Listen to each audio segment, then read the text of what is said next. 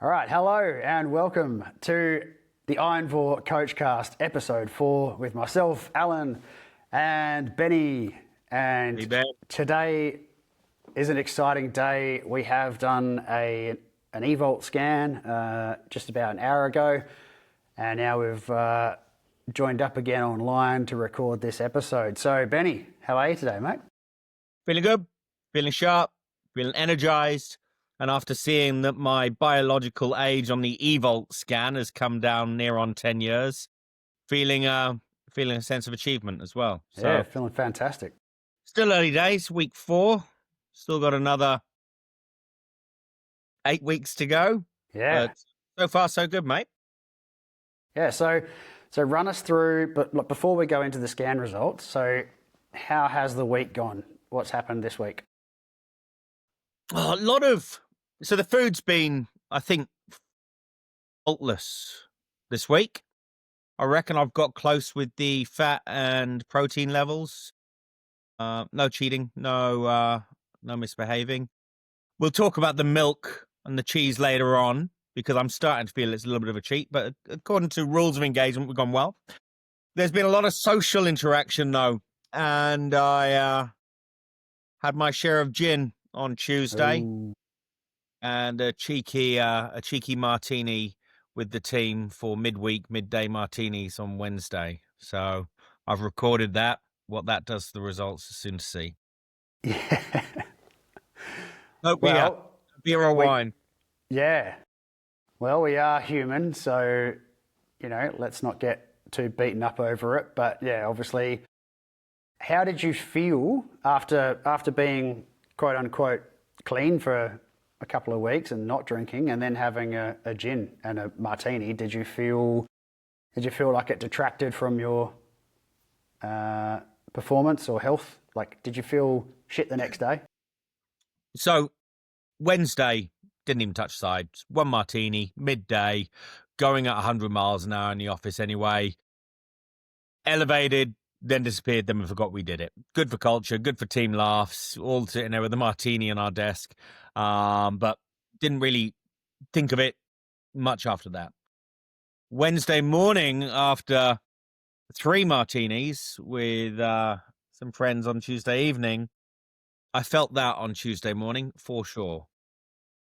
I've been very clear. I've been up and at 'em, as they say. But Wednesday morning was a bit of a struggle. I don't know how I managed to live like that for consistently for 20 years. Yeah, that's it. It's surprising, actually, the contrast, isn't it? Myself, I used to, drink and carry on all the time as a youngster. Yeah, definitely affects me now. So yeah, we don't bounce like the old days. But now being carnivore and being so in tune with when I feel good and when I don't feel good, I really feel it now. So excellent. Okay, so just so everyone knows, the martinis is a workplace tradition with you, isn't it? Yeah, for sure. Yeah, for sure. So why don't you tell everybody where that tradition came from and how it's sort of ingrained into the office now? Well, we're all hospo, so we'd all go out once a week and have a big lunch. Quite often it was on Friday. It was the end of the week. Friday's a little bit of a play day anyway because everyone's in service. But then, as the team's evolved, as we've got busier, a little bit more professional, and, people are either out and about on a Friday or not together or certainly not in the office, we brought it into midweek Wednesday. It's a little bit of spice midweek. We all get together. We all have a little bit of a laugh. It lifts up the spirit for the back end of the week as well. And it's good. It keeps team culture high. I did try to cheat, though, through the early parts of this and have water in my martini glass when everyone else had their martini, but no one was happy about that, including me. So it's very hard to break these social contracts, I guess, that it's like an unwritten contract that everyone's drinking, so you have to drink. So it's very difficult to break those chains, those social contracts, as it were. So yeah, it is tough. Try to do your best. We're humans. We're not robots. So you know what you're doing. You're an adult. It's improvement. We don't have Martini Mondays anymore, or Chugging Tuesdays, or Thursdays. Yeah. It's improvement. Yeah, well, baby steps, mate. Yeah. But good. All right, cool. So as long as we're consciously making these decisions that, it's worth it for the camaraderie or whatever, and be understanding that you will, it will set you back a little bit with like the ketosis kind of thing. Alcohol, it's fun, but it's poison. So so there's really no other way to say it. But yeah, and there's some good options. I'm drinking now an aged tea. I've had tea in my fridge for a couple of weeks. It started to age and get cloudy. Just a little bit of tea and a lot of soda water, and it's a good drink. It's refreshing. It's got a little bit of that funk because it's not so fresh. So there's options out there that you can enjoy if you're just a bit more. And of course, there's coffee. Awesome. Who doesn't love black coffee? Yeah, we briefly mentioned coffee earlier when we caught up, and man, coffee's hard to shake. Hey, I've on my fast, I had no coffee, zero coffee for those 4 days, and then I continued to not have coffee for probably the rest of the week, and then eventually, I was at a business meeting and I had a coffee, and now I'm drinking coffee again. So, trying to keep it limited. Haven't had any milk in the coffee, but except unless it was at the cafe, because who wants to have a black coffee at a cafe? You had some good results though from your mini fast, didn't you? You mentioned really significant observable results. Yeah. I will do a video about that eventually. So, stay tuned for that if you're watching on YouTube. I did record some stuff through the process, and I want to sit down and record a summary of all my data. I on my smartwatch, which connects to my scales, so I have weight tracking and body fat percentages and stuff to go through. So the main reason was for health, for the autophagy, the cellular renewal. So I wanted to challenge myself, see how far I could go. So I was shooting for 7 days and got to 4. So 90. Yeah, that's it. Yeah, 97 hours. It's good. Yeah, it's a long fast. Pretty good, I think. So I don't recommend doing that, too often. I don't know. There's a lot of conjecture about fasting, so we'll see. We'll see how often I do it.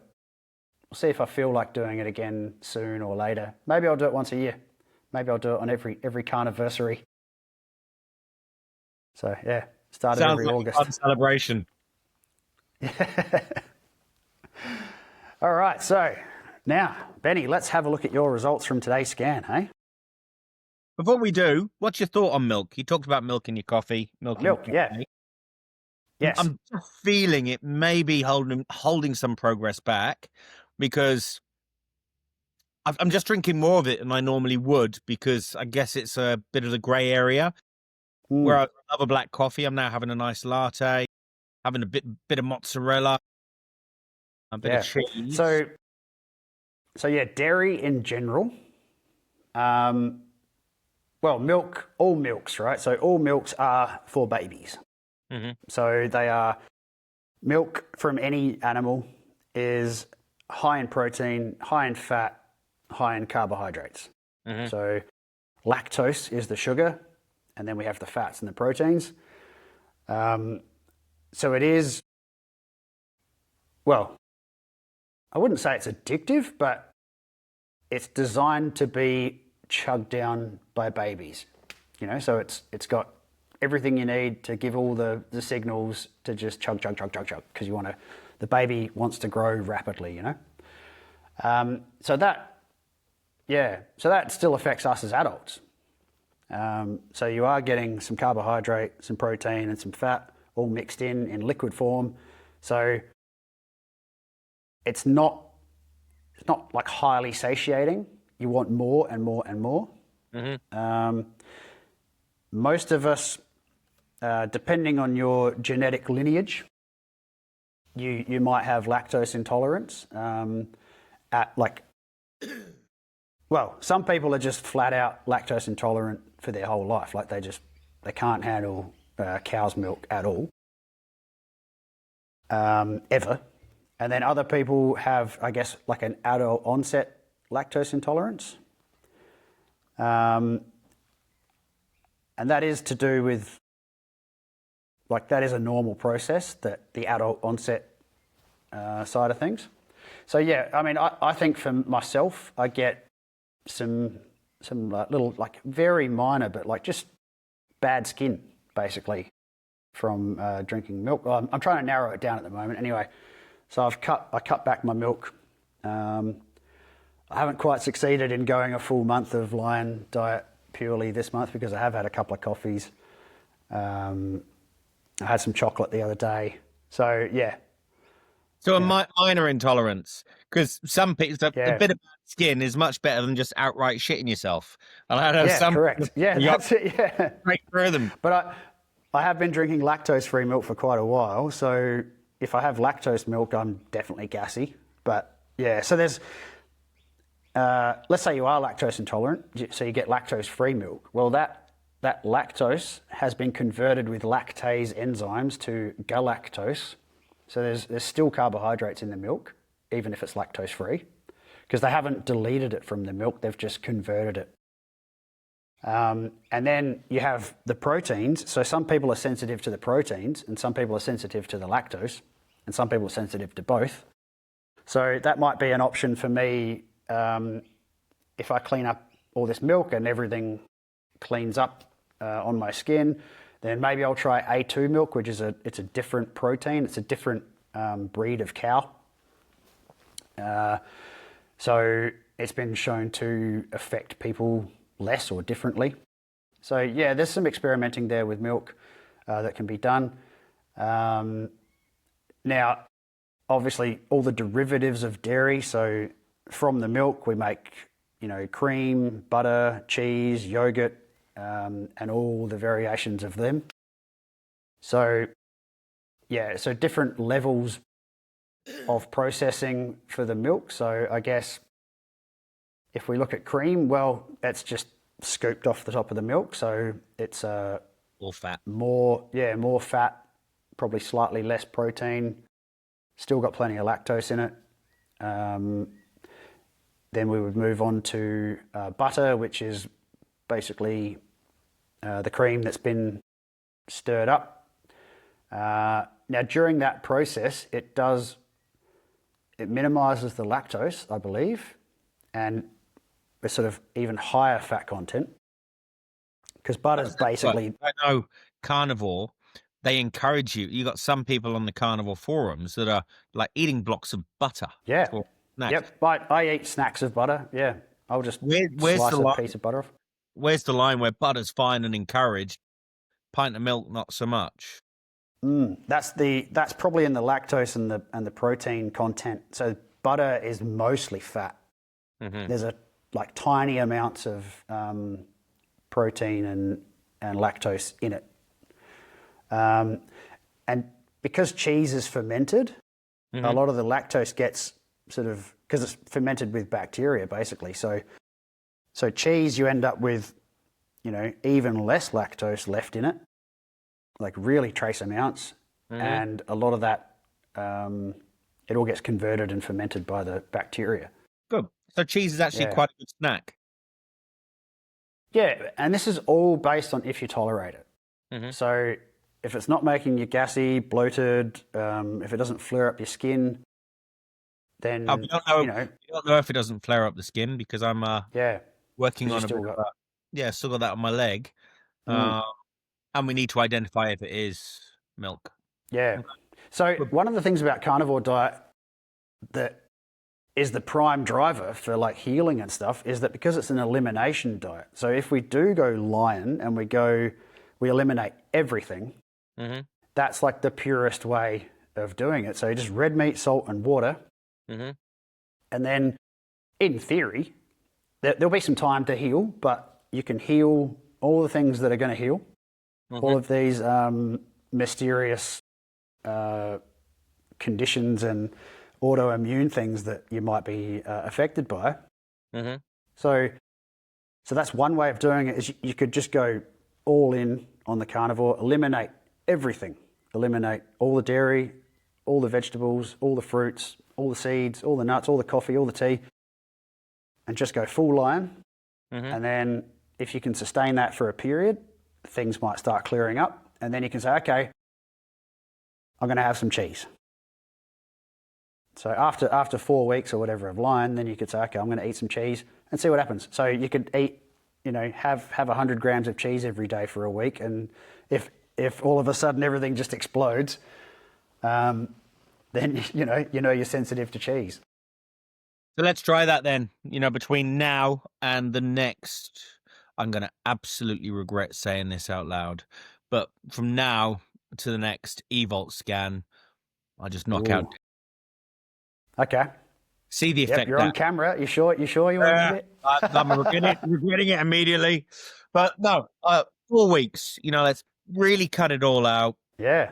I should probably include the gin in that as well. I've got to have that little Wednesday allowance, but let's bring it right back to as close to lion as we can get for the next 4 weeks and see what that results. Great idea. I'm on board. Yep. So, let's put that in the little note section. Write it down. Let's look at the results we got in the first 4 weeks. Yeah, the no cheese challenge for the next 4 weeks. All right, so let's have a look at the first 4 weeks results here. Now, I do have a printout, but I also took photos so we can share the screen. Have a look at... I'm just happy we got my biological age into the 40s. Yeah. All righty, let's have a look at your first scan. So this is from the 25th of July. We have Ben, and he weighs 112.4 kilos. And his age is 44. And one of the stats that hit home with Benny was the bio age here of 50. So, and we had a BWI, which is like an index rating. That was 5.2 out of 10. So now let's look at today. Now today on the 22nd of August, so we've hit 108.7 kilos. It's good. So this is excellent, mate. So you've lost 3.7 kilos in 4 weeks without exercising, well, you have exercised a little bit, but not much. This week, average walk and our steps, they're back down to averaging around 3,000. So this week's been a particularly lazy week in terms of exercise. Yeah, but the nice one here to see is the bio age. Actually, I can zoom in here. Here we go. 47. So we've dropped 3 years in 4 weeks, and the BWI, which is now 6.1. So that's really good. Now let's have a look at the body composition results here. So this is the important stuff, really. So 4 weeks ago, 32.8% body fat in total body fat percentage, with an estimated body fat mass of 36.9 kilos, so almost 37 kilos there. Is that double what the acceptable range is? Between 10 to 15 is the... Yes. Jesus Christ. That is, yeah. So if you look down here at the total body fat percentage, on the right there in the brackets is the sort of healthy range, so 15 to 20%. So yeah, you were at 32.8. All right. So if we look at today's scan, we're down to 28.1% total body fat percentage. So Still we've high, dropped. going in the right direction. Yeah, we've dropped. Yeah, that's we're dropping, and that's the main thing. And then we look at the body fat mass estimation. But look at that. We've come down from almost 37 kilos to 30.5. So you've That's a lot. That's a lot of kilograms to lose of body fat. So you've lost I mean, about. I'm building some muscle then without going to the gym, because my total loss is smaller than that. So there must be some gains somewhere in terms of. Yeah. So the lean body mass, we can have a look at that. So here we've got, so 4 weeks ago, 75.5 kilos of lean body mass. And today, 78.2. So you've gained 3 kilos of lean body mass. Just through normal everyday movement? Yep. That's just the body doing that, building muscle instead of. So this is not necessarily muscle. I mean, because remember, these are estimates too, based off like, impedance in your body from electrical signals. So they can't really narrow down exactly, what's happening inside your body just from a couple of pulses. That's not as accurate as a DEXA scan would be, but these are very close. And it's comparative data. So this skeletal muscle mass, that's probably more of a muscle gain result there. We've gone from 41.5 kilos up to 43.2. That's all right. So this is the protein and fats in action, where we're talking about that healing stage. So you're 4 weeks in to healing your body. So your body is rebuilding stuff because it has all the essential proteins, the essential fats that it needs now to fix things. So great. Yeah, you are what you eat, and you're made of meat, so you're eating meat. That's good. So this is all really good results, mate. So yeah, let's look at the visceral fat mass, because that's the lost 1.8 kilograms of visceral fat. Yeah, that's really good, because that's the quote unquote nasty fat that is hanging around the organs, and is associated with various diseases and stuff. So we want to try and lower that as much as we can. So yeah, awesome. And your basal metabolic rate has gone up slightly, which means at rest you're burning slightly more calories. So your energy demands have now increased a little bit. So yeah, excellent. So my BMR is 2000-ish, but and I know we don't talk calories, but just while we're on calories, my BMR is about 2000. With the fat and protein goal that we've set, I think that takes an approximate calorie guide to 2600, 2800, something like that. If people on here are, all on the calorie in, calorie out bandwagon, what would they be saying about the 600, 800 calorie deficit? Extra that I'm meaning. Yeah, your target at the moment, what have we set it to? Let's have a look on MyFitnessPal. I think it's 2,420 on MyFitnessPal, or on EverFit, I should say. So 420. So say I'm nailing that goal and doing 2,420 every day. That's approximately 400 calories a day extra. Does that not lead to weight gain? Like, what is the thought behind that? Well, yeah, the calories in, calories out model is flawed, because your body has no idea what a calorie is. It understands chemical reactions. It understands, there's reactions that require energy to make those reactions happen, and then there's reactions that create energy from those reactions happening. So yeah, the calories, that basal metabolic rate that's estimated here is an assumption that you're laying in a bed. You know, that's, if we were to sustain your life, if we had you in a hospital bed, we could feed you 2,059 calories and you would stay alive indefinitely. Okay. So anything less than that, organs don't have the energy to do what they need to do. Yeah, like you would slowly wither away and die.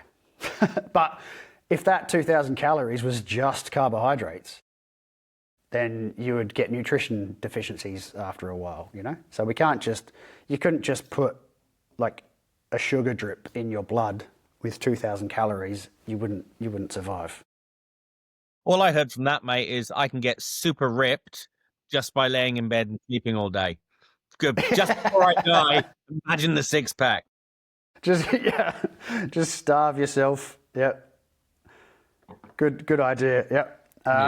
So on this EVOLT scan, it has calculated your total energy expenditure at 3,170 calories, but that was based on us putting in some arbitrary target of activity levels. So yeah, we're ignoring that number, and we are basing your protein and fat goals off of your height.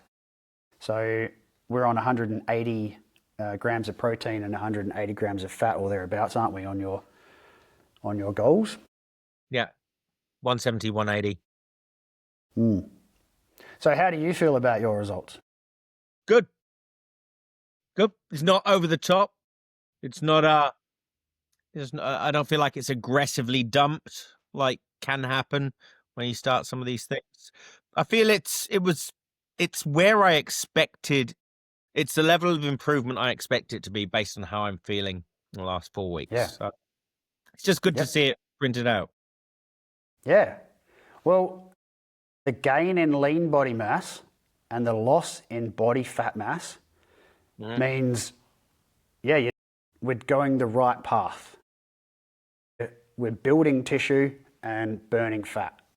So we're doing this the right way, because if we'd have gone the standard calories in, calories out model, we would have put you on a starvation diet of 2,000 calories and made you exercise for 3 hours of cardio every week or something like that. And we'd be starving you of nutrition. So you'd be burning fat because you're burning more energy. But you wouldn't be healing. You wouldn't be building muscle. You probably would have dropped a whole bunch of muscle mass. Well, that is the fascination of this. I am not hungry, and I'm certainly not going out of my way to exercise. I'd love to report that I am.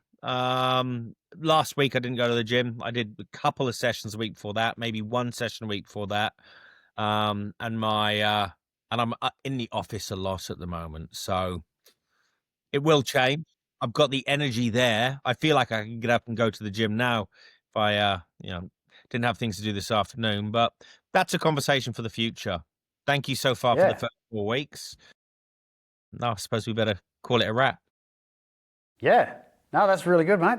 Fantastic. This is awesome. So, let's wrap it up there. What else can we cover?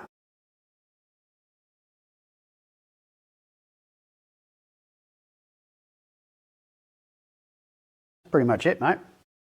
I think, keep up the good work, mate. Let's see how we go with no dairy for at least the week. Like let's try it a month, but let's see how we go. Let's get this week in, and then take it week by week. No dairy all this week. Yeah. Like, to be honest with you, I don't think it's going to be that much of a challenge because I like black coffee, and I used to drink just purely black coffee. I've never really enjoyed yogurt until the last few weeks. And just drinking milk from the carton I think it was just that little bit more of an interesting thing to have when you've just had a lot of meat. So take that out of the fridge. I don't think there'll be too much temptation. I don't think I'll be going out of my way. How are you still measuring your ketones? Not today. This week I did, and I'm still not. I'm still around that 1, and that could be the milk, the lactose in the milk. The milk and the alcohol will knock you out of ketosis for sure. Yeah, if you dial back, like, delete the milk, delete the alcohol, it'll be interesting to see if your ketones start raising in a few days. Let's do a ketone reading next Friday. Yeah, awesome. All right. Thanks, Adam. Appreciate it. Thanks, Benny. Signing off. Bye-bye. See ya.